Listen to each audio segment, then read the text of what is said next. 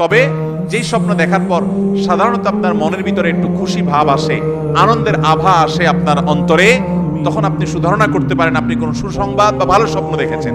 আর যে স্বপ্ন দেখার পর আপনার মধ্যে ভীতি কাজ করে, আতঙ্ক কাজ করে, আপনার মন বলে যে না আমি ভীতিকর কিছু দেখেছি, সেটা কোনো কোনো ক্ষেত্রে শয়তান দেখায় শুধু ভড়কানোর জন্য। আবার অনেক সময় আপনার কোনো দুঃসংবাদ স্বপ্নের মাধ্যমে ইন্ডিকেট দেওয়া হতে পারে। আমি একটু খেয়াল করলে দেখবো আমাদের জীবনে অনেক স্বপ্ন দেখি যেগুলো পরবর্তীতে কেটে যায়, দিনের আলোর মতো মিলায় নিবেন, অবাক হয়ে যাবেন। একবার আমার স্ত্রী স্বপ্ন দেখলেন যে আমার জামায় কিছু লোক ঘরে ঢুকে জানালা ভেঙে ঢুকে আমার জামায় আগুন লাগাই দিচ্ছে। অনেক কষ্ট করে সে আগুন নেভাতে হয়েছে। ঠিক এই ঘটনার কিছুদিন পরে দেখা গেল যে কিছু লোক আমার পিছনে লেগে গেছে খুব ভয়ঙ্কর ভাবে, এবং বহু কষ্ট করে সেই তাদের পিছনে লাগানোটাকে থামাতে হয়েছে। স্বপ্ন কিভাবে খাটে। এবং ওইটার পরপরই ভদ্রমহিলা আমাকে বলছিলেন যে আমার কেন জানি মনে হচ্ছে যে কোনো কিছু মানুষ হয়তো পিছনে লাগবে বা কোনো শত্রুতা করবে।